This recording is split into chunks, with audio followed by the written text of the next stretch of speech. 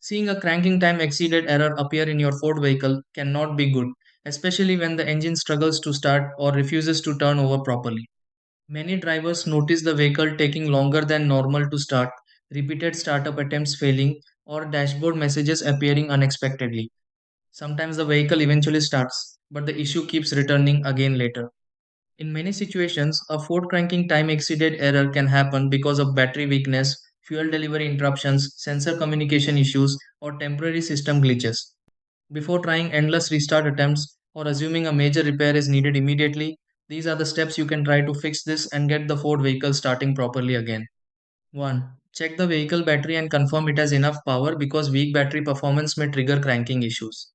2. Turn the Ford vehicle off briefly and wait a short moment before attempting another normal startup. 3. Confirm there is enough fuel and check whether temporary fuel delivery interruptions may affect engine startup. 4.